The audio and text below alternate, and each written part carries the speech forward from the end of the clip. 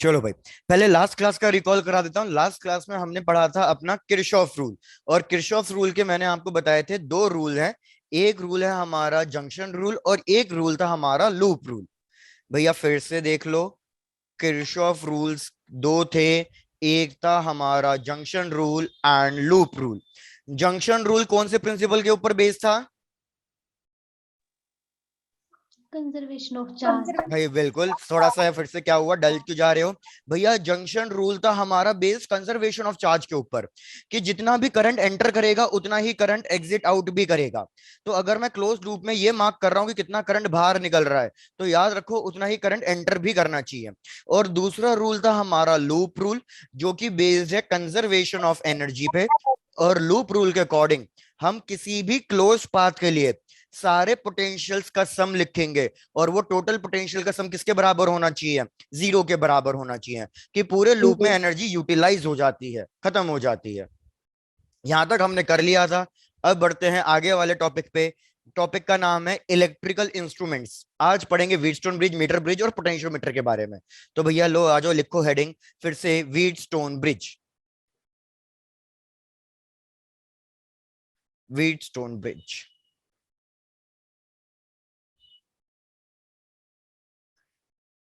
भैया स्टार्ट कर रहा हूँ। व्हीटस्टोन ब्रिज हमने कैपेसिटर में भी पढ़ा है कि टोटल हमारे पास भैया होने चाहिए चार रेजिस्टेंस या चार कैपेसिटर, और ये हमने कनेक्ट कर दिया है किसी भी एक बैटरी से।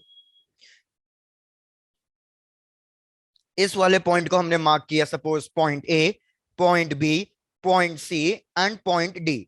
और बी और डी के बीच में भी हमने एक रेजिस्टेंस कनेक्ट कर दिया है। ये रेजिस्टेंस पी, ये रेजिस्टेंस क्यू, ये रेजिस्टेंस आर, ये रेजिस्टेंस एस। और इस वाले रेजिस्टेंस को कुछ भी ले लेते हैं कि भैया ये एक रेजिस्टेंस है हमारे पास जी। तो यार बैलेंस व्हीटस्टोन ब्रिज की क्या कंडीशन थी? भाई जल्दी से रिस्पॉन्ड करो, बैलेंस व्हीटस्टोन ब्रिज की क्या कंडीशन थी? P upon Q is equal to R upon S.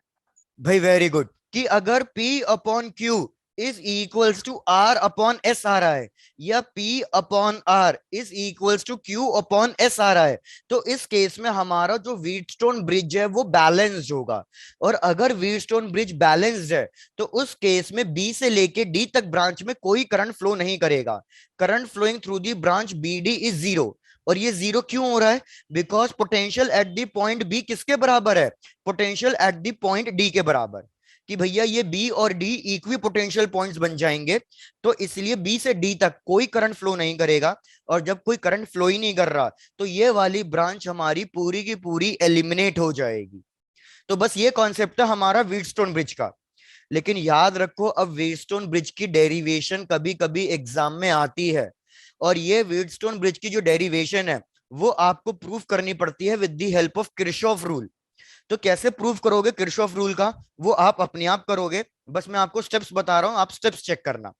भैया मैंने अज्यूम कर लिया कि यहाँ पे कोई एक बैटरी है वी, तो यहां से कुछ ना कुछ करंट फ्लो कर रहा है आई। भैया यहां तक तो कुछ ना कुछ करंट फ्लो करेगा आई।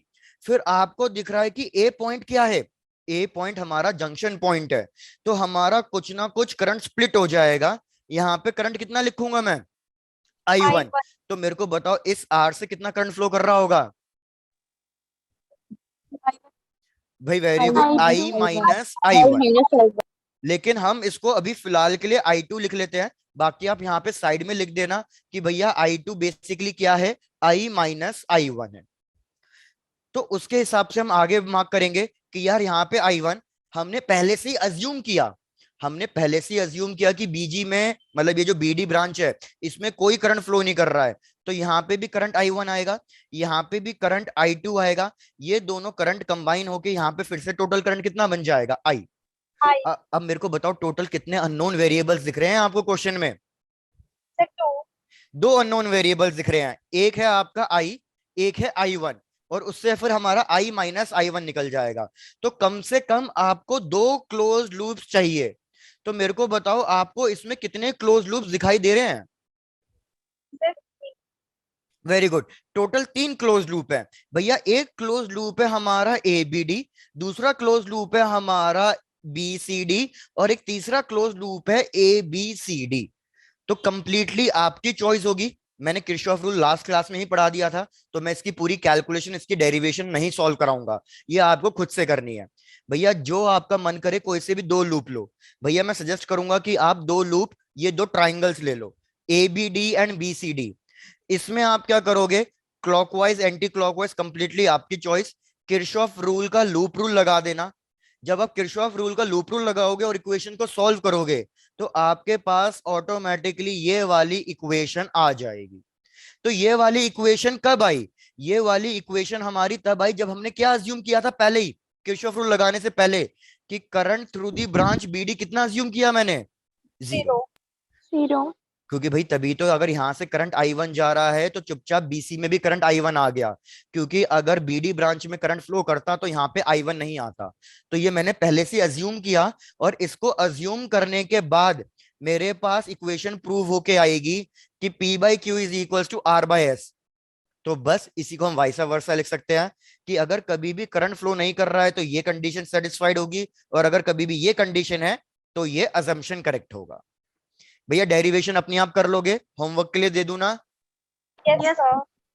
भाई मैं जरूर बोल रहा हूँ, देखो प्लीज कर लेना, 3 मार्क्स का क्वेश्चन है ये बोर्ड एग्जाम का आपका, कि भैया हमें व्हीटस्टोन ब्रिज की डेरिवेशन प्रूव करनी है, तो that is in your homework part.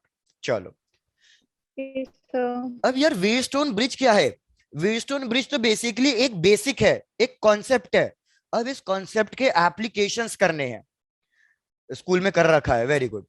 तो अब हमारा व्हीटस्टोन ब्रिज का एप्लीकेशन क्या है, कहाँ हम अप्लाई कर रहे हैं? तो भैया सबसे पहला एप्लीकेशन है हमारा मीटर ब्रिज। अगर कभी भी क्वेश्चन ये आ जाए कि भैया what is the principle of meter bridge या व्हीटस्टोन ब्रिज या पोटेंशियोमीटर, भैया याद रखो हम कितने इलेक्ट्रिक डिवाइस पढ़ेंगे, हम टोटल इलेक्ट्रिक डिवाइस पढ़ेंगे दो। कौन से दो इलेक्ट्रिक डिवाइस पढ़ेंगे? एक हम पढ़ेंगे मीटर ब्रिज, जो बेसिकली एप्लीकेशन है व्हीटस्टोन ब्रिज का, प्लीज थोड़ा सा ध्यान दे लेना। मैं कह रहा हूं मीटर ब्रिज, मीटर ब्रिज तो बेसिकली बेस्ड है व्हीटस्टोन ब्रिज पे। और एक दूसरा इलेक्ट्रिक डिवाइस पढ़ेंगे, दैट इज पोटेंशियोमीटर। अगर क्वेश्चन आ जाए भैया इन दोनों का प्रिंसिपल क्या है, तो याद रखना दोनों का प्रिंसिपल सेम है, कि ये भाई नल पॉइंट मेथड पे वर्क करते हैं। What is null point method? क्या मतलब होगा नल पॉइंट मेथड का?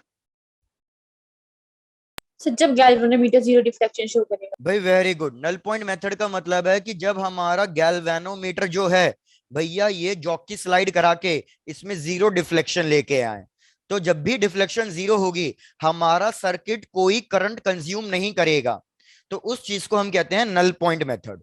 बस ये चीज याद रखना। तो आ जाओ हेडिंग लिखो अब आप, मीटर ब्रिज, इसको इरेज कर रहा हूं, राइट दी हेडिंग मीटर ब्रिज।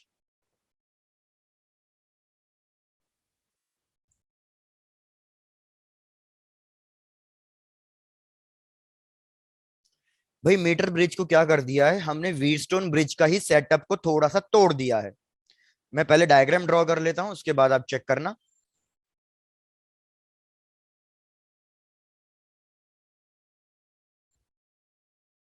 इस तरीके का सेटअप है हमारा व्हीटस्टोन ब्रिज का। ये स्टार्टिंग पॉइंट ए, ये वाला पॉइंट बी, यहाँ पे एक रेजिस्टेंस कनेक्ट किया जाएगा, इसे कहेंगे लेफ्ट आर्म। और इसमें सपोज मैंने कनेक्ट किया है आर, और इस राइट आर्म में हम एक रेजिस्टेंस कनेक्ट करेंगे एस। इन दोनों में से कोई एक रेजिस्टेंस अननोन होगा हमेशा। आई रिपीट, आर या एस में से हमेशा कोई एक रेजिस्टेंस अननोन होगा। और जनरली, मतलब कोई रूल नहीं है, लेकिन जनरली हम अननोन रेजिस्टेंस किसको डिफाइन कर देते हैं, इस एस वाले को हम अननोन रेजिस्टेंस नाम कह देते हैं। अब हमें क्या करना है भैया, इन दोनों के बीच में से एक गैल्वेनोमीटर निकलेगा, और गैल्वेनोमीटर को हम कनेक्ट कर देंगे एक नीडल से। इस नीडल का नाम सबको पता ही होगा, क्या कहते हैं इस नीडल को? जॉकी। हमें इस जॉकी को स्लाइड करते जाना है इस वायर ए बी पे। जैसे जैसे हम इस वायर ए बी पे स्लाइड करेंगे, एक पॉइंट ऐसा मिलेगा आपको कि जब गैल्वेनोमीटर जीरो डिफ्लेक्शन शो करेगा। और गैल्वेनोमीटर डिफ्लेक्शन क्यों शो करेगा? क्योंकि रेजिस्टेंस बैलेंस हो गए होंगे। तो इस पॉइंट को हम कहेंगे नल पॉइंट, जिसको मैं डिनोट करके चलूंगा एन से, नल पॉइंट। पहले चेक करके बताओ डायग्राम में किसी को कोई डाउट तो नहीं है? डन। याद रखना भाई वायर जो ए बी है उसकी लेंथ मीटर ब्रिज में हमेशा 1 मीटर रखते हैं, इसलिए इसका नाम मीटर ब्रिज है। अब हम इसकी लेंथ कभी भी मीटर्स में नहीं लिखेंगे, हम इसकी लेंथ किस में लिखेंगे? सेंटीमीटर्स में लिखेंगे। क्यों लिख रहे हैं सेंटीमीटर में?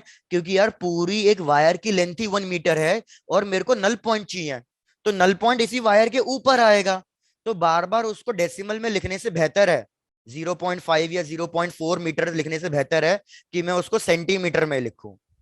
आई होप सबको ये क्लियर होगा। और लेंथ हमेशा कहां से मेजर होगी? भैया याद रखना, स्टार्टिंग पॉइंट हमेशा आपका ए होगा। Length will always be measured from A. क्या कॉन्सेप्ट एक्सप्लेन करना स्टार्ट करूं? Yes, sir. चलो Yes, डन। yes. डन। भाई मेरे को बताओ what is the formula for resistance, general formula for resistance. Resistance का फॉर्मूला होता है rho L by A. Rho L by A. ठीक है। अब देखो व्हीटस्टोन ब्रिज में टोटल 4 रेजिस्टेंस होने चाहिए थे। P बाय आर, मतलब लेफ्ट का जो रेशियो है P बाय आर, और जो Q बाय एस राइट का रेशियो है, वो रेशियो इक्वल आएगा तो ये बैलेंस बन जाएगा और गैल्वेनोमीटर में 0 डिफ्लेक्शन होगा। तो इधर भी वही करो। इधर क्या चेक करो कि भैया लेफ्ट आर्म में कौन कौन से रेजिस्टेंस आ रहे हैं। तो मैंने देखा लेफ्ट आर्म में एक रेजिस्टेंस आ रहा है आर, और एक रेजिस्टेंस होगा ए से लेके एन तक का, तो इसको मैं कह दूंगा पी। फिर राइट आर्म में कौन सा रेजिस्टेंस आ रहा है? तो राइट आर्म में एक रेजिस्टेंस आ रहा है एस और एक रेजिस्टेंस आ रहा है एनबी। इस एनबी को मैं इंडिकेट करूंगा क्यू से। भाई मैंने कहा इस एन पॉइंट पे गैल्वेनोमीटर 0 डिफ्लेक्शन शो कर रहा है, तो मैं बोलूंगा यूजिंग व्हीटस्टोन ब्रिज कॉन्सेप्ट या अप्लाइंग बैलेंस व्हीटस्टोन ब्रिज, इसके अकॉर्डिंग, भैया इसके अकॉर्डिंग अगर मैं बात करूं, P बाय आर मतलब लेफ्ट साइड का रेशियो किसके बराबर होना चाहिए? राइट साइड के रेशियो के बराबर। एस की वैल्यू निकालनी है, तो बताओ एस की वैल्यू कितनी आएगी? इसको रीअरेंज करो, एस की वैल्यू कितनी आएगी? क्या मैं लिख सकता हूं एस की वैल्यू आ जाएगी Q into R by P? Yes, yes, sir. Yes, sir. Yes, sir. अब चेक करो Q की वैल्यू क्या होगी। Q, भैया मैंने अभी कहा था कि इस पूरी लेंथ को 100 सेंटीमीटर कहेंगे, तो ए से लेके एन तक को मैं हमेशा लिखूंगा एल से, तो एन से लेके बी तक की लेंथ कितनी हो जाएगी? 100 minus L. Minus L. तो बस यही वैल्यू सब्स्टिट्यूट करनी है। क्यू की जगह मैं लिखूंगा रो, क्योंकि क्यू क्या है? रेजिस्टेंस है, याद रखना। लेंथ कितनी है? 100 माइनस एल, और इसका कुछ ना कुछ area A into resistance R. फिर सिमिलरली पी के लिए क्या लिखना है? पी के लिए भी यही सेम फॉर्मूला यूज करना है। रेजिस्टिविटी रो, लेंथ है एल और एरिया कितना है? ए। तो आप चेक करो क्या क्या कैंसिल हो गया, वायर की रेजिस्टिविटी और एरिया, एरिया कैंसिल हो गया। तो आपके पास फाइनल फॉर्मूला आ गया एस का कि S is equals to 100 minus L into R divided by L. भैया कंफ्यूज मत होना, ये फॉर्मूला कब आया? ये फॉर्मूला तब आया जब अननोन रेजिस्टेंस मैंने राइट साइड में कनेक्ट किया था। कुछ बुक्स में क्या होगा, फॉर्मूला ये गिवन होगा आपको कि R is equals to S into L divided by 100 minus L. क्या ये फॉर्मूला सही है या गलत है? भैया ये फॉर्मूला भी सही है, बस ऊपर वाला फॉर्मूला कब यूज करो? बिल्कुल, तो ऊपर वाला फॉर्मूला तब यूज करोगे जब मैं राइट आर्म में अननोन रेजिस्टेंस कनेक्ट कर रहा हूं, और ये वाला फॉर्मूला तब यूज करोगे जब अननोन रेजिस्टेंस किस में कनेक्टेड है? लेफ्ट आर्म में कनेक्टेड है। बिल्कुल बिल्कुल ऋत्विका, बस क्रॉस प्रोडक्ट किया है और कुछ नहीं किया।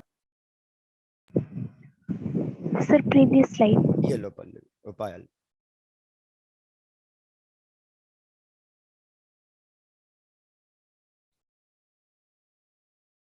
भाई ये पूरी वायर का एरिया सेम था, इसलिए एरिया एरिया कटा।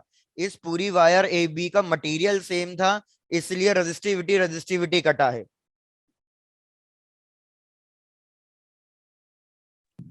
Done, sir. Done. Sir, next slide. Next slide. तो Yes, इसमें sir. एक चीज लिख लेना। क्या चीज लिखनी है आपको?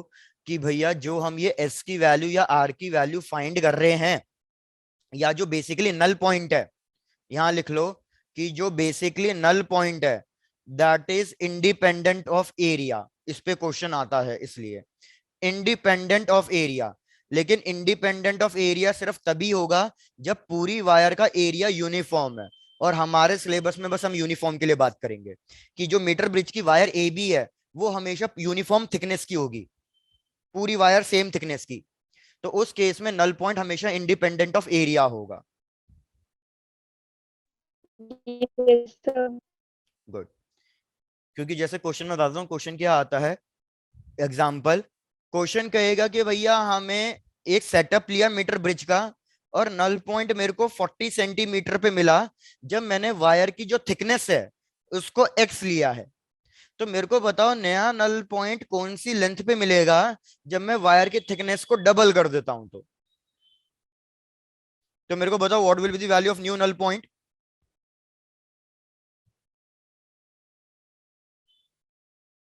भाई किसी ने कोई रिप्लाई नहीं दिया, अभी तो समझाया। 60 क्यों आएगा? Sir, 80. भाई मतलब आप समझे ही नहीं। रुको नेक्स्ट स्लाइड पे क्वेश्चन कराता हूं। आकाश तुम्हारा आंसर सही है। जैसे ये स्लाइड पूरी हो जाए फिर मेरे को बताना, फिर नेक्स्ट पे देता हूं। Sir, done. Done. No, sir. ठीक है।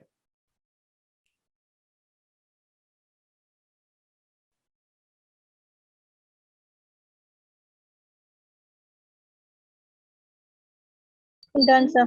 डन। चलो प्रतिभा आपका भी सही। यार क्वेश्चन ने कहा कि ये एक मीटर ब्रिज की वायर है। भैया हमेशा आपको डायग्राम कुछ इसी टाइप से बस गिवन होगा, इस तरीके से कुछ है। अभी वायर की थिकनेस मैंने कितनी ली है? अभी मैंने वायर की थिकनेस एक्स ली है। यहाँ पे कोई एक रेजिस्टेंस कनेक्टेड है आर, यहाँ पे कोई एक रेजिस्टेंस कनेक्टेड है एस, और मेरे को नल पॉइंट कितने पे मिल रहा है? मेरे को नल पॉइंट 40 सेंटीमीटर के डिस्टेंस पे मिल रहा है। मतलब ए एन की वैल्यू अगर देखा जाए तो 40 है। कैसे आई होगी ये 40? तो भैया अभी चेक करो। अब क्वेश्चन कह रहा है कि सपोज इस वायर की जो न्यू थिकनेस है, न्यू थिकनेस मैंने 2x ली है, तो क्वेश्चन ने बोला कि भैया नया नल पॉइंट कितने पे आएगा? तो यार याद रखो नल पॉइंट अभी भी 40 सेंटीमीटर ही रहेगा, क्योंकि अभी तो मैंने बताया कि null point is independent of area. क्यों कैंसिल आउट होगा समझो। भैया मैं यही तो लिखूंगा ना कि S इज इक्वल्स टू, या इधर देखो फिर से रिपीट, इसको P लिखूंगा इसको Q लिखूंगा। तो P by R is equals to Q by S। तो S की वैल्यू हो जाएगी Q into R by P। Q की जगह आप क्या लिखोगे? Rho L 100 minus L, sorry, rho 100 minus L divided by area 2a लिख देना, डबल किया है तो एरिया 2a लिख देना, इनटू रेजिस्टेंस R। तो नीचे जब P की वैल्यू लिखोगे तो उसके लिए भी क्या लिखोगे? Rho L bye area 2a। 2a कटेगा, रेजिस्टिविटी रेजिस्टिविटी कटेगा। तो इसलिए मैंने कहा कि भैया it is independent of area, null point इस थिकनेस पे डिपेंड नहीं करेगा। क्या सबको क्लियर है अभी ये वाली बात? Yes, sir. Done, sir. Done. Yes, sir. Similarly अगर क्वेश्चन कहे, ये तो फर्स्ट एग्जांपल था, सिमिलरली अगर क्वेश्चन कहे कि मैंने आर और एस को इंटरचेंज कर दिया है, स्वैप कर दिया है, अगर आर एंड एस को इंटरचेंज कर रहा हूं तो बताओ फिर नल पॉइंट पे क्या फर्क पड़ेगा?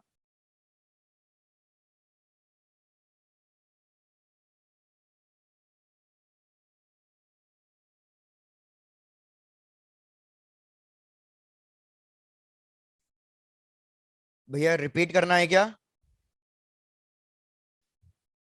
अगर मैं आर और एस को इंटरचेंज कर दूंगा तो याद रखना नल पॉइंट भी इंटरचेंज हो जाएगा। इंटरचेंज नहीं, अब 40 नहीं रहेगा। जैसे ये वाली लेंथ 40 सेंटीमीटर थी और ये वाली लेंथ 60 सेंटीमीटर थी, तो अब नया नल पॉइंट 60 सेंटीमीटर पे हो जाएगा। Null point will also get interchange. क्यों? क्योंकि देखो ना अभी तो मैंने बताया था अगर एस कैलकुलेट करना है तो 100 minus L R by L, लेकिन अगर आर कैलकुलेट करना है तो S L by 100 minus L. तो नल पॉइंट बिल्कुल इंटरचेंज हो जाएगा। क्या सबको ये चीज समझ में आ रही है या फिर से रिपीट करूं? Clear है. Done, sir. डन।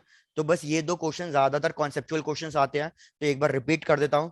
अगर आप वायर की थिकनेस को डबल ट्रिपल हाफ कुछ भी करो, वायर की थिकनेस पे और वायर के मटेरियल पे नल पॉइंट डिपेंड नहीं करेगा।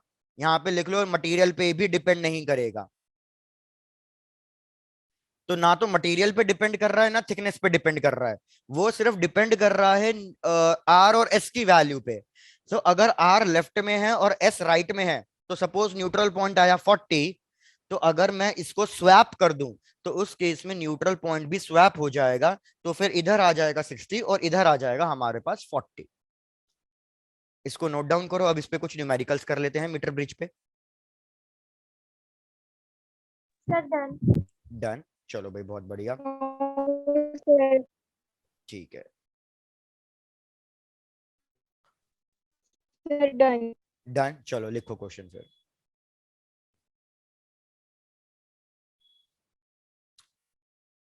एक मिनट भाई, इस पे दो पैटर्न के क्वेश्चन सबसे ज्यादा जो कॉमन है वो चेक करो।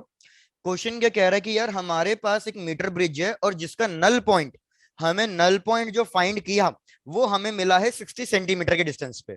मैं पहले डायग्राम ड्रॉ कर देता हूं, फिर चेक करेंगे कहानी।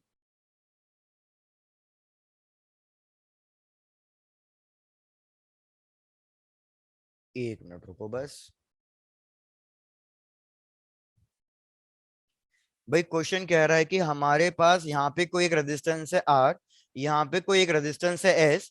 तो इस वाली सिचुएशन के केस में मेरे को जो नल पॉइंट मिल रहा है वो मिल रहा है eight a distance of 60 centimetre. तो ये एन पॉइंट के लिए यहाँ पे लिख रहा हूँ कि भैया ये वाला डिस्टेंस है हमारे पास 60 और ये वाला डिस्टेंस फिर कितना हो जाएगा 40। अब क्वेश्चन कह रहा है कि हमने क्या किया कि यार हमने इस मीटर ब्रिज में कुछ एड ऑन कर दिया है। मैंने एस के साथ एक रेजिस्टेंस सीरीज में कनेक्ट कर दिया है। भैया डायग्राम चेक करो, मैंने एस के साथ एक रेजिस्टेंस सीरीज में कनेक्ट कर दिया है।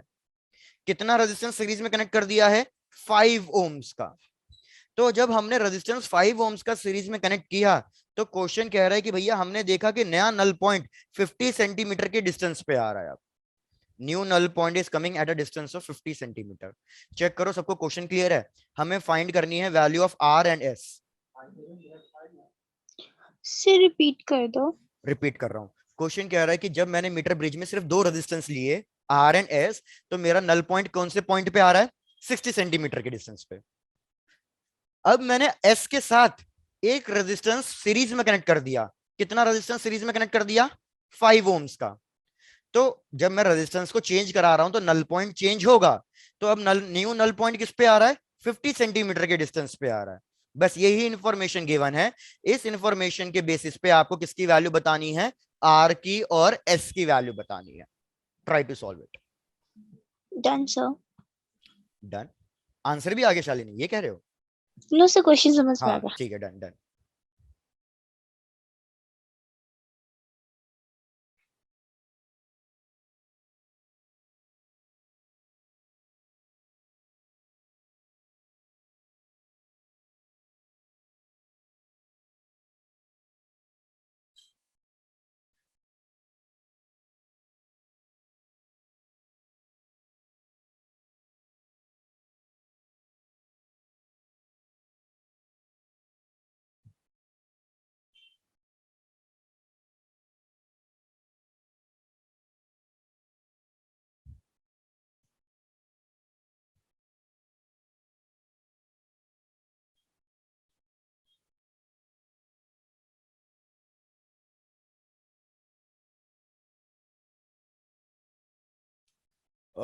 आरती बिल्कुल सही आ रहा है आंसर, वेरी गुड। नहीं ऋत्विका, आर और एस दोनों इक्वल नहीं होंगे, नहीं। आकाश बिल्कुल सही आ रहा है, ठीक है, डन। तो देखो बहुत सिंपल है, आप सबसे पहले केस वन की इक्वेशन बनाओगे। केस वन की इक्वेशन कितनी बनेगी? भैया केस वन की इक्वेशन बनेगी, जैसे मैंने कहा लेफ्ट का रेशियो। तो लेफ्ट का रेशियो अगर करोगे तो 60/r is equal to 40/s। 60/40 is equals to r/s। तो r/s की वैल्यू आ गई 3/2, इक्वेशन वन। या इसको ये कह सकते हो कि 2r is equals to 3s, जो आपका मन करे, बाद में देखेंगे इसको। अब अगर आप सेकंड केस की इक्वेशन बनाओ तो सेकंड केस की इक्वेशन क्या बनेगी? 50/50 इज इक्वल्स टू, लेफ्ट में अभी भी आर है लेकिन राइट में अब क्या है, s five plus plus 5। S. बिल्कुल। तो यार ये तो हो जाएगा क्रॉस मल्टीप्लाई करके, r is equals to s+5। यहां से ऊपर से एस आर की वैल्यू सब्स्टिट्यूट कर दो। आर की वैल्यू जैसे यहां से निकालूंगा तो आर की वैल्यू कितनी आएगी, 3/2s। ये वैल्यू यहाँ पे सब्स्टिट्यूट कर देना, तो आपके पास आर और एस दोनों की वैल्यू कैलकुलेट हो जाएगी। सब लोग चेक करो, आर आना चाहिए 15 ओम्स और एस आना चाहिए 10 ohms. Yes sir. Done. Yes sir. बढ़िया।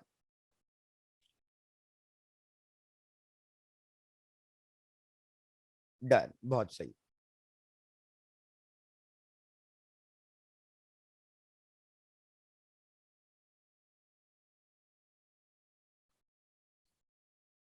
क्या नेक्स्ट क्वेश्चन दे दूं? Yes sir. चलो डन। नेक्स्ट क्वेश्चन भी सेम है, बस हमने क्या किया, अब की बार रेजिस्टेंस सीरीज में नहीं, अब की बार रेजिस्टेंस हमने कनेक्ट किया है पैरेलल में, और वैल्यूज अलग अलग हैं। तो मैं पहले डायग्राम ड्रॉ कर देता हूं, फिर आगे की डिस्कशन करते हैं। भैया ये ए, ये बी, ये रेजिस्टेंस आर, ये एस, और अभी क्वेश्चन कह रहा है कि नल पॉइंट जो है वो 40 सेंटीमीटर के डिस्टेंस पे है। तो ये हो गया 40 और ये हो गया 60।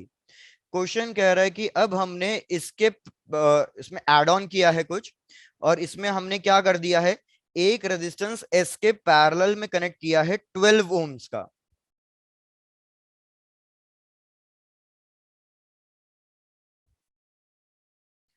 तो जब हमने 12 ओम का रेजिस्टेंस कनेक्ट किया तो यार हमारे पास न्यू नल पॉइंट 50 सेंटीमीटर के डिस्टेंस पे आ रहा है। वही question same, find the value of R and S. चलो ट्राई टू सॉल्व इट।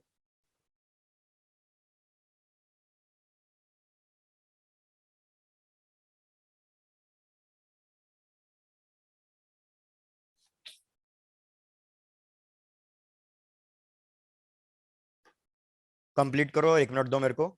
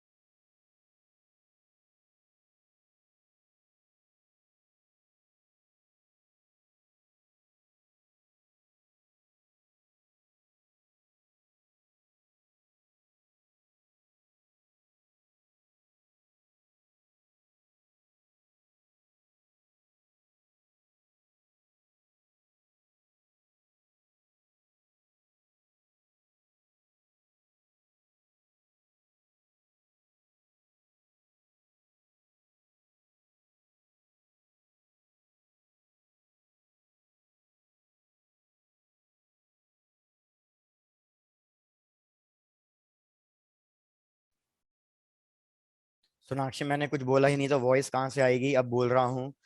आरती आपका आंसर सही है, सृजल आंसर सही, ऋत्विका फिर से चेक करो।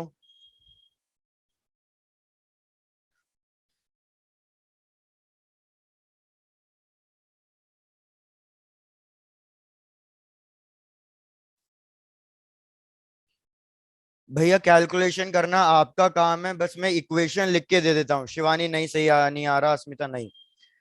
भैया इक्वेशन क्या बनेगी, फिर से वही कि 40/60 P/Q is equals to R/S, equation 1। तो ये हो जाएगा 2/3 इज इक्वल्स टू R/S। ये केस 1 की इक्वेशन थी। फिर केस 2 की इक्वेशन में क्या लिखोगे, 1, बिकॉज 50/50 हो गया था। यहां फिर से लिख देता हूं, 50/50 P/Q is equals to R, और S के लिए पैरेलल का फॉर्मूला। भैया आपको याद होगा, मैंने आपको बताया हुआ है, जब दो रेजिस्टेंस पैरेलल में होते हैं तो डायरेक्ट फॉर्मूला क्या लगता है, R1 मल्टीप्लाई R2 करेंगे बाय उसके साथ। R1 plus R2। तो इधर आप वही लिखोगे, 12S, एक 12 था एक S था, 5 divided plus by 12 plus S। यार इस इक्वेशन को सॉल्व करना है और आंसर बताना है R और S का। तो R की वैल्यू सब लोग चेक करना, R की वैल्यू आनी चाहिए 4 ohms एंड S की वैल्यू आनी चाहिए 6 ohms। अगेन कैलकुलेशन आपके ऊपर।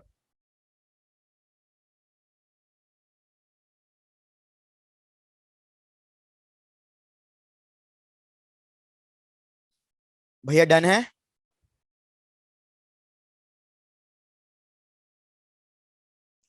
फटाफट कंप्लीट करो, और जैसे कंप्लीट हो जाए बताओ, फिर आगे बढ़ते हैं।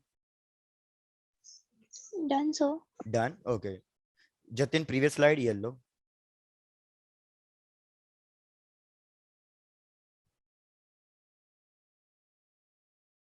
नहीं प्रतिभा, एस की वैल्यू 6 से 7 नहीं है, कैलकुलेशन चेक करो अपनी फिर से। आर की वैल्यू 4 एंड एस की वैल्यू 6।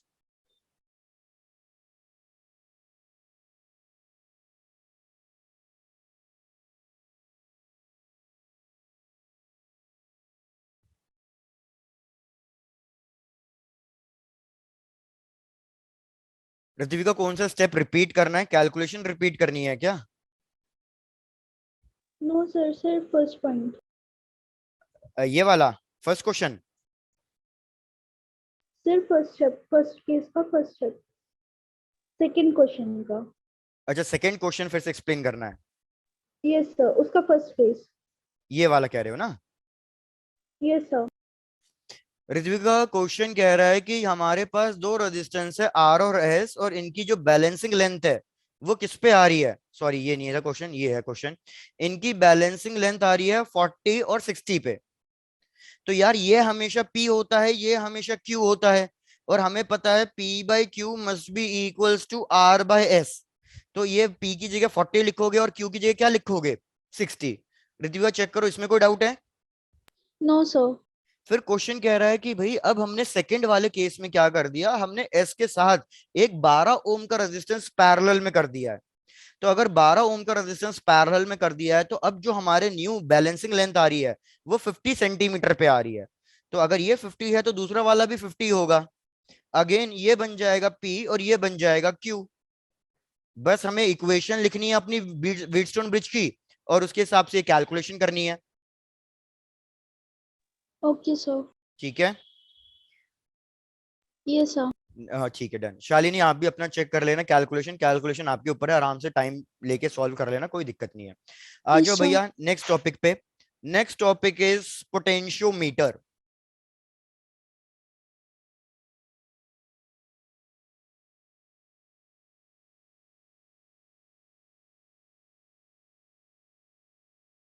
पोटेंशियोमीटर, चलो सबसे पहले मेरे को एक बार बताओ, आपने अभी तक मतलब लोअर क्लासेस तक कह लो या 12th के जितना भी चैप्टर आपने पढ़ा है, वहां तक आपने कुछ डिवाइसेस पढ़े होंगे। जैसे एक डिवाइस है अमीटर, भाई बताओ इसका क्या यूज होता है? What is the purpose of ammeter, क्या चीज मेजर करते हैं हम अमीटर से? भैया पार्टिसिपेशन, भाई वेरी गुड। हम करंट मेजर करते हैं अमीटर से। अमीटर बहुत ही हैंडी डिवाइस, छोटा सा डिवाइस होता है, एक नॉर्मल छोटे से मीटर की तरह, और उससे हम करंट मेजर कर सकते हैं। एक चीज ये भी याद रखना, आगे चल के ये काम आएगा। एक आइडियल अमीटर, मतलब सबसे अच्छा अमीटर कौन सा होगा? भैया एक अमीटर वो अमीटर अच्छा होगा जिसका रेजिस्टेंस ऑलमोस्ट क्या हो, बहुत कम हो, 0 के बराबर हो। वो अमीटर सबसे अच्छा अमीटर माना जाएगा। सिमिलरली वोल्ट मीटर, भैया वोल्ट मीटर किस काम में आता है? वोल्टेज मेजर करने के लिए। ये भी बहुत हैंडी डिवाइस है, बिल्कुल बहुत हैंडी डिवाइस है। और एक आइडियल वोल्ट मीटर के लिए रेजिस्टेंस कितना होना चाहिए? भैया जितना ज्यादा होगा उतना अच्छा। तो इस आइडियल वोल्ट मीटर के लिए रेजिस्टेंस कितना होना चाहिए? इनफाइनाइट, मतलब बड़ा होना चाहिए काफी। फिर आपने एक डिवाइस पढ़ा होगा गैल्वेनोमीटर, 10th क्लास में। क्या पर्पस होता है गैल्वेनोमीटर का? से करंट को डिटेक्ट करने में हेल्प करता है। सर करंट की डायरेक्शन बताने में। Very good. Presence of current, direction of current, और अगर करंट की वैल्यू बहुत छोटी होगी, मतलब अगर बहुत माइन्यूट करंट फ्लो कर रहा होगा, तो उस केस में मैग्नीट्यूड भी बता सकता है ये। आई रिपीट, लेकिन ये सिर्फ तब बताएगा मैग्नीट्यूड जब करंट की वैल्यू बहुत छोटी होगी, माइक्रो एम्पियर्स में होगी, तभी वैल्यू बताएगा। अगर करंट ज्यादा हुआ, गैल्वेनोमीटर एक्चुअली में ना सेंसिटिव डिवाइस है, वो हल्के से भी करंट पे है ना बहुत ज्यादा फ्लक्चुएशन शो करता है। जैसे छुई मुई डिवाइस, जैसे कुछ लोग टिकलिश होते हैं, हल्का सा भी छू दो उनको गुदगुदी होती है, बिल्कुल गैल्वेनोमीटर वैसा ही डिवाइस है कि हल्का सा भी करंट फ्लो करेगा तो ये लार्ज डिफ्लेक्शन शो करेगा। तो अगर मैंने इसमें लार्ज करंट फ्लो करा दिया तो भैया इसकी नीडल ही टूट जाएगी, सेंसिटिव डिवाइस है, इसलिए ये large value of current measure नहीं कर सकता। अब याद रखो ये तीनों के तीनों डिवाइस, एमीटर, वोल्ट मीटर और गैल्वेनोमीटर, छोटे से मीटर होते हैं। कितने छोटे? ऑलमोस्ट आपके हाथ के साइज जितने बड़े, इतने बड़े मीटर होते हैं ये, सबने स्कूल लैब में देखा होगा। तो ये सारे के सारे डिवाइस बहुत हैंडी हैं, हम इनको इजीली कहीं पे भी कैरी करके लेके जा सकते हैं, और बहुत इजी टू मेजर भी है। हमें कोई दिमाग नहीं लगाना, हमारे पास दो वायर्स निकल रहे होंगे, हम बस ज्वाइन करेंगे, हमें करंट, वोल्ट मीटर जो भी चाहिए होगा उन सबकी वैल्यू मिल जाएगी। लेकिन इनमें एक दिक्कत है। क्या दिक्कत है? कि यार ये तीनों के तीनों डिवाइस कुछ ना कुछ करंट को कंज्यूम करते हैं, मतलब इन तीनों डिवाइसेस से कुछ ना कुछ करंट फ्लो करता है। तो अगर इन तीनों डिवाइसेस से कुछ ना कुछ करंट फ्लो करेगा तो ये कभी भी आपकी बिल्कुल एक्यूरेट वैल्यू नहीं बता पाएंगे। क्या सबको ये चीज समझ में आ रही है? Yes sir. एक एग्जांपल्स लेता हूं, प्लीज अब थोड़ा सा ध्यान ज्यादा देना, प्लीज ध्यान दो, क्योंकि नहीं तो समझ में नहीं आएगा। मैंने क्या किया, मैंने ये एक रेजिस्टेंस लिया और इस रेजिस्टेंस के पैरेलल में मैंने एक वोल्ट मीटर कनेक्ट किया वोल्टेज चेक करने के लिए। ठीक है, ऐसा करो, पहले है ना अज्यूम करो कि वोल्ट मीटर कनेक्ट ही नहीं किया हुआ, हटा दो वोल्ट मीटर को। भैया रेजिस्टेंस की वैल्यू ले लो 10 ओम्स, और यहां से करंट फ्लो करा दो 5 एम्पियर्स का। तो मेरे को बताओ एक्चुअल में वोल्टेज कितना शो होना चाहिए? भाई according to ohms law V equals to I R. I की 50। वैल्यू कितनी है? 5, रेजिस्टेंस की वैल्यू 10। तो थ्योरेटिकली मेरा भैया वोल्टेज कितना शो होना चाहिए? भैया थ्योरेटिकली 50। मेरा वोल्टेज 50 शो होना चाहिए। लेकिन जैसे ही आप एक वोल्ट मीटर कनेक्ट कर दोगे, क्या होगा कि यार वोल्ट मीटर का रेजिस्टेंस है ना कुछ होगा, कुछ भी होगा। तो ये पॉइंट देख रहे हो, ये वाला पॉइंट, भैया ये पॉइंट जंक्शन बन गया। अगर ये पॉइंट जंक्शन बन गया तो उस केस में क्या होगा? करंट डिवाइड होना शुरू करेगा। वोल्ट मीटर का रेजिस्टेंस बहुत ज्यादा है, तो मेरे को बताओ ज्यादा करंट किससे जाएगा? वोल्ट मीटर से या नीचे वाली ब्रांच से? तो नीचे वाली ब्रांच से। नीचे वाली ब्रांच से। भाई वेरी गुड। तो नीचे वाली ब्रांच। नीचे वाली ब्रांच से तो क्या होगा कि सपोज नीचे वाली ब्रांच से करंट फ्लो कर गया 4.5 एम्पियर्स, और ऊपर बहुत छोटा सा करंट गया है, देखो बहुत छोटा सा करंट 0.5 एम्पियर्स। तो अब चेक करो कि भैया अब प्रैक्टिकल में वोल्ट मीटर कितनी वैल्यू शो करेगा? तो अब वोल्ट मीटर शो करेगा 4.5 जो करंट रेजिस्टेंस से जा रहा है इनटू 10, और ये कितनी शो करेगा वोल्ट मीटर? 45 वोल्ट। 45 वोल्ट। तो एक बार मैं पूरा कॉन्सेप्ट रिपीट कर रहा हूं, चेक करो। मैंने कहा जब आप वोल्ट मीटर कनेक्ट नहीं कर रहे हो तो हमारी थ्योरेटिकली एक्चुअल में वैल्यू या एक्चुअल में पोटेंशियल ड्रॉप कितने का हो रहा है? 50 वोल्ट का। लेकिन अगर मैं वोल्ट मीटर कनेक्ट कर देता हूं तो वो मेरे को 50 वोल्ट शो नहीं कर रहा, वो 50 के काफी नियर बाय वैल्यू शो कर रहा है, 50 के 45 नियर बाय वैल्यू शो कर रहा है, लेकिन एग्जैक्ट वैल्यू तो शो नहीं कर रहा ना। और ये एग्जैक्ट वैल्यू शो क्यों नहीं कर रहा? एग्जैक्ट वैल्यू शो इसलिए नहीं कर रहा क्योंकि पहले कोई करंट नहीं जा रहा था, सारा का सारा करंट रेजिस्टेंस से जा रहा था, लेकिन अब कुछ करंट वोल्ट मीटर ने अपने पास ले लिया, कुछ करंट वोल्ट मीटर ने कंज्यूम कर लिया, तो उसकी वजह से वैल्यू एक्यूरेट नहीं आ रही है। तो वोल्ट मीटर काफी हैंडी डिवाइस है, बहुत छोटा, बहुत चीप डिवाइस है, सस्ता डिवाइस है। तो इसलिए हम कोशिश तो हमेशा यही करते हैं कि हम वोल्ट मीटर से मेजर करें, लेकिन दिक्कत बस यही है कि वोल्ट मीटर हमें बहुत ज्यादा एक्यूरेट नहीं, अप्रोक्सीमेट वैल्यू दे देगा। तो आपके जो नॉर्मल घर में इलेक्ट्रिक अप्लायंस चल रहे हैं उसमें नॉर्मल वैल्यू चलेगी, अप्रोक्सीमेट वैल्यू फाइंड आपने कर दी तो भी चलेगा, लेकिन इंडस्ट्री में नहीं चलता है। इंडस्ट्रीज में तो हमें हर एक वैल्यू कैसी चाहिए होती है भैया, एग्जैक्ट चाहिए होती है, क्योंकि उसमें तो पूरा बड़े बड़े सर्किट बने हुए होते हैं। तो क्या उस केस में मैं वोल्ट मीटर यूज करूंगा? No sir. तो उस केस में हम ऐसा डिवाइस यूज करने की कोशिश करेंगे जो करंट को बिल्कुल कंज्यूम ना करे। तो अब वहां पे किसका रोल प्ले होना शुरू हो जाएगा भैया? पोटेंशियोमीटर का रोल प्ले शुरू हो जाएगा। तो यही डिफरेंस है, बस याद रखना। इसमें 1 मार्क्स क्वेश्चन आता है बोर्ड्स में कि हम volt meter, although volt meter cheap है, हैंडी है, लेकिन फिर भी हम ज्यादा प्रेफरेंस पोटेंशियोमीटर को क्यों देंगे? तो पोटेंशियोमीटर को इसलिए देंगे क्योंकि ये बिल्कुल एक्यूरेट वैल्यू देता है। और ये एक्यूरेट वैल्यू क्यों देता है? बिकॉज ये कौन से प्रिंसिपल पे बेस्ड है? अरे अभी तो बताया था, ये कौन से प्रिंसिपल पे बेस्ड है? Null point Null method. point method. Null Null point point method method. मतलब इस डिवाइस में करंट कंज्यूम कितना होगा? 0 होगा। अब आ जाओ, मैं आपको पोटेंशियोमीटर का कॉन्सेप्ट समझाता हूं, एक छोटा सा एग्जांपल कि कैसे पोटेंशियोमीटर यूज किया जाता है। समझो, सपोज ये मैंने 2 बैटरी ली, और 2 बैटरी को अगर आप देखो मैंने सेम पोलैरिटी से कनेक्ट किया है, मतलब ये 2 बैटरीज एक दूसरे को अपोज करेगी या फिर हेल्प करेगी? भाई किसी ने कुछ नहीं बोला। ये बैटरी एक दूसरे को अपोज करेगी या हेल्प करेगी? सर अपोज Sir, करिए। help. अपोज Oppose करेगी, करेगी। क्योंकि ये करंट जी इधर फ्लो कराना चाहता है, ये सेम करंट इधर फ्लो टर्मिनल कराना से चाहता है। कनेक्टेड। तो ये करंट ले लो सपोज I1, ये करंट ले लो सपोज I2। अब देखो, अगर मेरा I1 बड़ा होगा I2 से, तो करंट कौन सा फ्लो करेगा सर्किट में, I1 या I2? फिर उस केस में करंट I1 फ्लो करेगा। तो I1। मतलब मेरा करंट फिर कैसे फ्लो करेगा भैया? Anti clockwise. एंटी क्लॉकवाइज को हम कहते हैं AN। और अगर E2 बड़ा होगा E1 से, तो फिर करंट फ्लो करेगा, और वो कौन सी डायरेक्शन में फ्लो करेगा? क्लॉकवाइज डायरेक्शन में। तो इन दोनों में करंट फ्लो कर रहा है, तो यहां पे करंट भैया कंज्यूम होगा। लेकिन अगर मैं कह दूं E1 is equals to E2, तो फिर कितना करंट फ्लो होगा?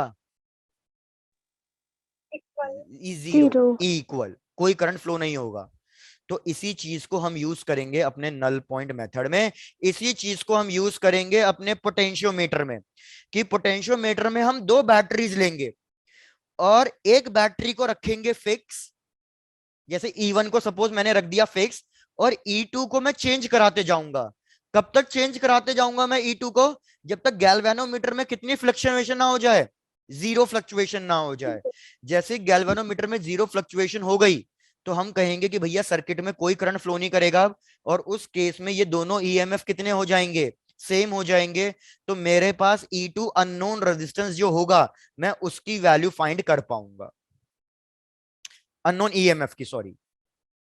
तो जैसे मैं आपको एग्जांपल देता हूं क्या करना है। भाई सपोज मेरे हाथ में ये एक सेल है, मुझे नहीं पता इस सेल का कितना पोटेंशियल है, इस पे लिखा हुआ नहीं है। तो मेरे को इसका पोटेंशियल फाइंड करना है, तो मैं क्या करूंगा? पोटेंशियोमीटर की हेल्प से मैं इसका पोटेंशियल फाइंड कर सकता हूँ। पोटेंशियल मीटर में एक बैटरी होगी, ये वाली बैटरी कनेक्ट करूंगा, मैं कुछ ना कुछ जॉकी को स्लाइड करूंगा, गैल्वेनोमीटर में फ्लक्चुएशन 0 आएगी, और जैसे 0 आ गई तो उस वाली बैटरी का और इस वाली बैटरी का पोटेंशियल सेम हो जाएगा। तो मेरे को पता चल जाएगा कि इसका पोटेंशियल कितना है। कॉन्सेप्ट क्लियर हुआ? Yes, sir. Yes, sir. ये तो अभी मैंने सिर्फ बेसिक बताया है, एक्चुअल डायग्राम ये नहीं है। अब उस पर डिस्कशन करेंगे, पहले आप यहां तक पूरा नोट डाउन कर लो। चलो Sir, done, sir. डन। ये वाली स्लाइड भी हो चुकी है सबकी? Yes, sir. Yes, sir. चलो डन। चलो भैया, तो लिखो पोटेंशियोमीटर कौन से प्रिंसिपल पे, वर्किंग प्रिंसिपल क्या है? Working principle. तो याद रखो वर्किंग point प्रिंसिपल है method. नल पॉइंट मेथड, या ये कहो मेन अब पोटेंशियल ग्रेडियंट। क्या होता है पोटेंशियल ग्रेडियंट? सुनो कहानी भैया। According to ohms law V equals to IR। भैया R का फॉर्मूला रख दो rho L by A। A. तो क्या मैं कह सकता हूं V is directly proportional to L? Yes sir. Yes sir. मतलब क्या है, जैसे जैसे मैं वायर की लेंथ को इंक्रीज करूंगा पोटेंशियल ड्रॉप होता चले जाएगा, और एक पॉइंट ऐसा आएगा जहां पे सारा का सारा पोटेंशियल क्या कर जाएगा, ड्रॉप कर जाएगा। तो उस केस में उस पॉइंट को हम क्या कह देंगे, नल पॉइंट। किसी को कुछ समझ में नहीं आया? समझो कहानी। मैंने कहा ये वायर है, ठीक भाई, यहां पे मैंने पोटेंशियल रखा है 50 वोल्ट। मेरे को इस 50 वोल्ट को कितना बनाना है, 0 बनाना है, ठीक है, 0 बनाना है। तो मैं क्या करूंगा, एक जॉकी लूंगा और इस जॉकी को ऐसे स्लाइड करता जाऊंगा।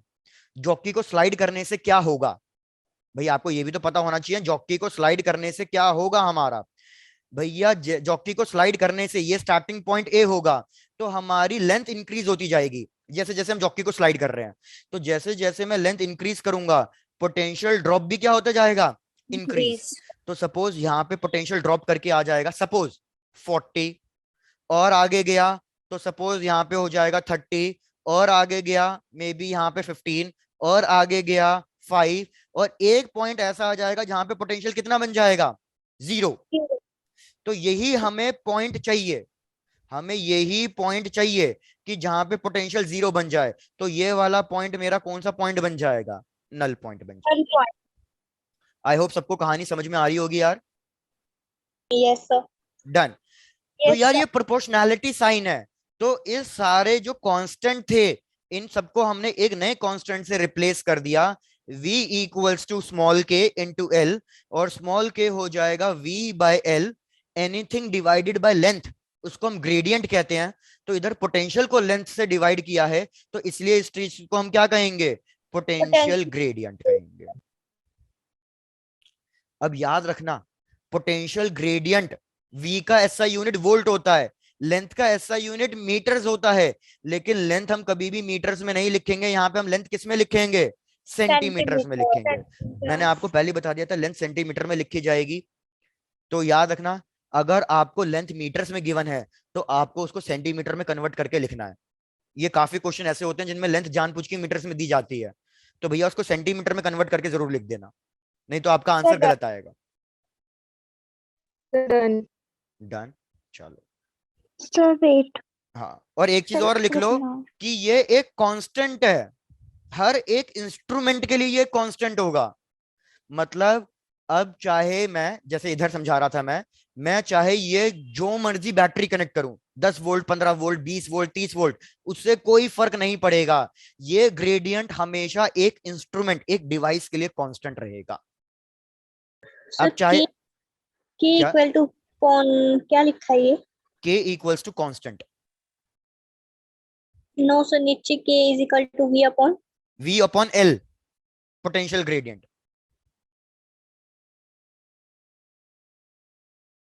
और ये V अपॉन सेंटीमीटर इसका unit, V upon centimetre SI unit. V का वोल्ट, लेंथ का सेंटीमीटर में लिखेंगे। Done, sir. डन, बहुत सही। आप सबने किसी ने स्कूल लैब में परफॉर्म किया पोटेंशियोमीटर का एक्टिविटी? अभी तो स्कूल ही नहीं खुले हुए थे, खैर तो नहीं किया होगा। Yes sir, किया किया है. है, वेरी गुड। तो उसमें केस में हमें पहले से कांस्टेंट गिवन होता है डिवाइस का, लेकिन वैसे एक्चुअल में आपको कैलकुलेट करना पड़ता है एक्टिविटी परफॉर्म करते टाइम। आकाश मीटर ब्रिज भी करा होना चाहिए, पोटेंशियोमीटर भी करा होना चाहिए। जैसे कंप्लीट हो प्लीज बताओ, नेक्स्ट बढ़ेंगे आगे। Done sir. Done, Done. sir. Done sir. Done, sir. चलो, Done तो sir. आ जाओ भैया अब कंस्ट्रक्शन मतलब डायग्राम वगैरह पे, कि पोटेंशियोमीटर होता कैसा है और कैसे उसको यूज करना है हमें। तो पोटेंशियोमीटर अगर आपने स्कूल में देखा हो, एक बोर्ड के ऊपर होता है, ये 1 मीटर का बोर्ड होता है, वुडन बोर्ड। भैया जिसने नहीं देखा, मैं डायग्राम ड्रॉ कर रहा हूँ, एग्जैक्ट सेम डायग्राम। ये एक वुडन बोर्ड होता है, कभी भी देखना स्कूल एग्जाम में, स्कूल लैब में होगा। और यहाँ पे ये पॉइंट ए है कुछ इस तरीके से, मैं यहाँ पे मार्क कर देता हूँ, ये एक पॉइंट होगा पॉइंट ए, ये एक वायर, फिर ये एक वायर, यहाँ पे एक स्ट्रिप लगी होगी कॉपर की स्ट्रिप, फिर वापस से यहाँ पे एक कॉपर स्ट्रिप इस तरीके से, फिर से यहाँ पे एक कॉपर स्ट्रिप, और यहाँ पे एक एंड पॉइंट आ गया है आपका बी। जैसे मीटर ब्रिज में था, स्टार्टिंग पॉइंट ए था और एंड पॉइंट क्या था, बी। तो ऐसे ही यहाँ पे स्टार्टिंग पॉइंट ए और एंड पॉइंट कितना, बी। यार हर एक टर्न की लेंथ कितनी है, हर एक टर्न की लेंथ होगी, याद रखना 1 मीटर, मतलब 100 सेंटीमीटर। और पूरे पोटेंशियोमीटर वायर की लेंथ कितनी होती है यार, यूजली होती है 4 मीटर कम से कम, और 4 मीटर से लेके 10 मीटर तक होती है, डिपेंडिंग अपॉन टर्न्स। जैसे अगर 4 मीटर से तो कितने टर्न्स बनाऊंगा इसमें मैं, कितने टर्न्स, 4। 4 टर्न। और अगर 10 मीटर का होगा अगर किसी के स्कूल लैब में, तो उसके मीटर ब्रिज मतलब इसके पोटेंशियोमीटर के डायग्राम में 10 टर्न्स गिवन होंगे। बिल्कुल, हर एक टर्न 100 सेंटीमीटर का, 1 मीटर का होना चाहिए। और यहाँ पे इसको ऐसा कर देता हूँ कि भैया ये कॉपर स्ट्रिप है, जिससे हमने वायर को बस बेंड करने में हेल्प ली है।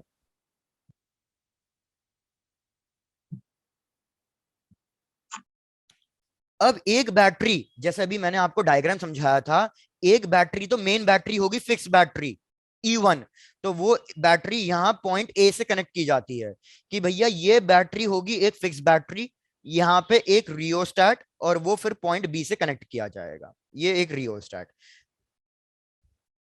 ये वाली बैटरी को, जिसको मैं ई लिख रहा हूं, इस वाली बैटरी को मेन बैटरी कहा जाता है, इसलिए इसको हम कहेंगे ड्राइविंग बैटरी या फिर ऑक्सिलरी बैटरी।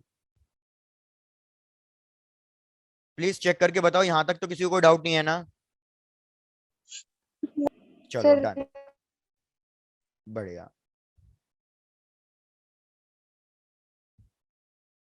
तो आओ स्टार्ट करते हैं। सबसे पहला एप्लीकेशन, पोटेंशियोमीटर के दो एप्लीकेशंस हैं जो हमें पढ़ने हैं। सबसे पहला एप्लीकेशन है to find the unknown EMF. जैसे अभी मैंने बताया कि किसी भी एक बैटरी का ईएमएफ आपको नहीं पता है, to find the unknown EMF. तो कैसे फाइंड करेंगे अननोन ईएमएफ, मैं पॉइंट ए से एक बैटरी को कनेक्ट करूंगा E1, और इसको कनेक्ट कर दूंगा मैं गैल्वेनोमीटर से, और फिर गैल्वेनोमीटर की जो वायर है उसको किस पे स्लाइड कराऊंगा, जॉकी को, इस वायर पे, पोटेंशियोमीटर की वायर पे। तो आपको एक पॉइंट ऐसा मिलेगा जिसपे ये गैल्वेनोमीटर क्या हो जाएगा, फ्लक्चुएट करना बंद कर जाएगा। तो इसलिए इसको हम क्या लिखेंगे, EMF1 is equals to K constant device का इनटू लेंथ 1। भैया इसको मान लो लेंथ 1। चेक करो इक्वेशन 1 में किसी को कोई डाउट है, no sir. Done. No sir. फिर इस बैटरी 1 को रिमूव कर दूंगा, फिर मैं बैटरी 2 को ड्रॉ करूंगा, बैटरी 2। अब मैं इससे एक और बैटरी कनेक्ट कर रहा हूं, फिर से गैल्वेनोमीटर, और फिर से जॉकी को स्लाइड कराऊंगा। तो आपको एक दूसरी नई लेंथ मिलेगी, और वो नई लेंथ को लिख लो L2। तो फिर मेरी सेकेंड इक्वेशन बनेगी E2 is equals to KL2। भाई आई रिपीट, मैंने क्या किया, दो बैटरी ली है, इनमें से कोई एक नोन होगी, E1 या E2 कोई एक नोन होगी, और कोई एक अननोन होगी। पहले मैंने E1 को कनेक्ट किया, वो कितने पॉइंट पे जीरो आ रही है मैंने वो फाइंड करी L1। फिर मैंने E2 को फाइंड किया, E2 कौन से पॉइंट पे जीरो आ रहा है वो लेंथ फाइंड कर ली L2। भैया दोनों को डिवाइड कर दो, आपके पास रेशियो आ गया, E1 बाय E2, के कट गया, L1 by no L2। Sir. Length 1 length 2 given होगी, E1 या E2 में से कोई एक चीज गिवन होगा, और कोई एक अननोन EMF होगा, वो आप इससे फाइंड कर सकते हो। बस फॉर्मूला खत्म, सिंपल चीज। चेक करके बताओ किसी को पहले एप्लीकेशन में कोई डाउट हो तो, नो सर। Done, sir. बढ़िया।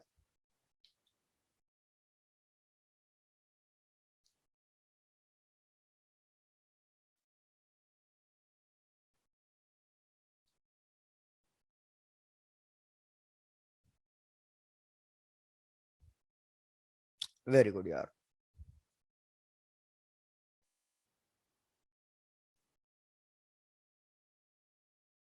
बस बचा एक next application, finding the internal resistance of a battery.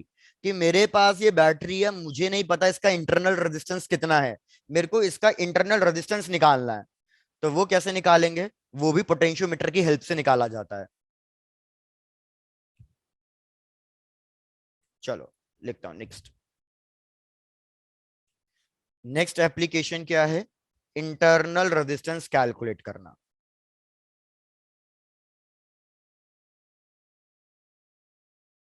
अब देखो बार बार है ना, आपको बुक्स में इतना बड़ा डायग्राम ड्रॉ करा हुआ नहीं मिलेगा, इतना टाइम थोड़ी होता है।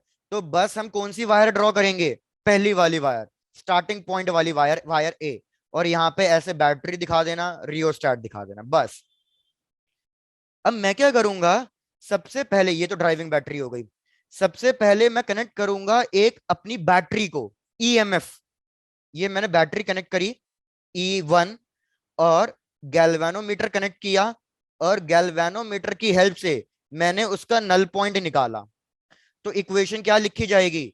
इक्वेशन लिखी जाएगी E1 is equals to KL1। Check करके बताओ फिर से, इक्वेशन 1 में कोई डाउट है किसी को? No sir. Done. No sir. अब हम क्या करेंगे, सेकेंड केस में इस ईएमएफ, इस बैटरी के साथ एक एक्सटर्नल रेजिस्टेंस कनेक्ट कर देना। तो जब आप एक्सटर्नल रेजिस्टेंस कनेक्ट कर देते हो तो उसके बाद आपको ईएमएफ नहीं मिलता। हमने कितनी बार पढ़ा है, हमें फिर क्या मिलता है? पोटेंशियल ड्रॉप मिलता है। तो पोटेंशियल ड्रॉप के लिए अब आपके पास एक नई लेंथ आएगी, और वो नई लेंथ होगी L2। याद रखना L2 L1 से छोटा होगा। क्यों? क्योंकि आपने रेजिस्टेंस इंक्रीज कर दिया है, तो करंट डिक्रीज हो गया होगा। तो इस केस में आपके पास जो अब नई लेंथ आएगी L2, वो हमेशा L1 से छोटी आएगी। सब लोग चेक करके बताओ यहां तक भी किसको डाउट है?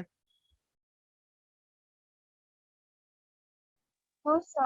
बस दोनों इक्वेशंस को डिवाइड कर दो। चलो गुड, दोनों इक्वेशंस को डिवाइड कर दो, L1 बाय L2। अब अगर आपको याद हो, स्टार्टिंग में एक हमने कॉन्सेप्ट करा था, relation between EMF, potential and internal resistance. उसी चीज का यूज करेंगे। भैया ईएमएफ के लिए अगर मैं करंट लिख रहा हूं, तो यहाँ पे टोटल रेजिस्टेंस आएगा, बैटरी का इंटरनल रेजिस्टेंस और एक्सटर्नल रेजिस्टेंस। लेकिन अगर मैं ड्रॉप लिख रहा हूं, तो इसके लिए सिर्फ कौन सा रेजिस्टेंस आएगा? कैपिटल आर आएगा। चेक करो क्या क्या कैंसिल हो गया। आई आई कैंसिल हो गया। इस इक्वेशन को और सिंप्लीफाई करके लिखो, तो ये हो जाएगा 1 plus small R by capital R is equals to L1 by L2। मैं यहाँ पे फॉर्मूला लिख रहा हूँ फाइनल, फिर इसको सिंप्लीफाई करूंगा तो मेरे पास आएगा small R is equals to L1 minus L2, LCM लिया है मैंने, into capital R divided by L2। एक बार सब लोग चेक करके बता दो, अब इस फॉर्मूले में भी कोई डाउट नहीं होना चाहिए। ये फॉर्मूला है finding the unknown internal resistance of a battery.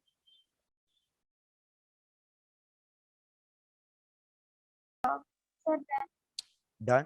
बस हमारा पोटेंशियोमीटर खत्म।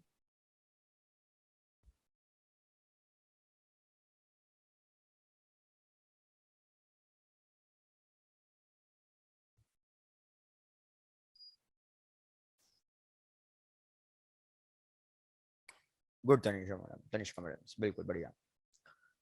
Done sir. तो यार हमने दो इलेक्ट्रिक डिवाइस पढ़ने थे, हमने दोनों इलेक्ट्रिक डिवाइस पढ़ लिए हैं, मीटर ब्रिज एंड पोटेंशियोमीटर। अब पहले ये सुनो कि आपको क्या क्या आज होमवर्क में मिल रहा है। यहाँ पे लिख रहा हूं भैया, सबसे पहली चीज तो मैंने आपको होमवर्क में दी है व्हीटस्टोन ब्रिज की डेरिवेशन बाय किरचॉफ रूल। ठीक है, दूसरी चीज सुनो, दूसरी चीज आप क्या करोगे, आप मीटर ब्रिज की और पोटेंशियोमीटर की, मैंने आपको कॉन्सेप्ट एक्सप्लेन कर दिया है, लेकिन आप मीटर ब्रिज और पोटेंशियोमीटर की सारी थ्योरी पढ़ोगे किसी भी बुक से, जिसके पास जो भी रेफरेंस बुक हो या एनसीईआरटी बुक हो। इसमें इंपॉर्टेंट टॉपिक क्या होगा कि भैया हम पोटेंशियोमीटर की सेंसिटिविटी, सेंसिटिवनेस कैसे इंक्रीज या डिक्रीज कर सकते हैं, मीटर ब्रिज की सेंसिटिविटी और पोटेंशियोमीटर की, इन दोनों की सेंसिटिविटी वगैरह हम कैसे इंक्रीज कर सकते हैं, ये वाला टॉपिक आपको पढ़ के आना है। और उसमें कोई डाउट होगा तो उसको नेक्स्ट क्लास में डिस्कस करेंगे। So 1 second, previous slide. Previous slide ये लो।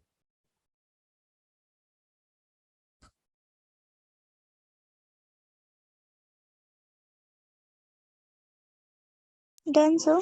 डन, ये लो। सबको होमवर्क समझ में आ गया क्या करना है? Yes sir. Yes sir. Done. Wheatstone bridge की डेरिवेशन, मीटर ब्रिज और पोटेंशियोमीटर की सारी थ्योरी पढ़नी है किसी भी बुक से, और इसका भैया सेंसिटिविटी कैसे इंक्रीज करी जा सकती है वो फैक्टर पढ़ने हैं।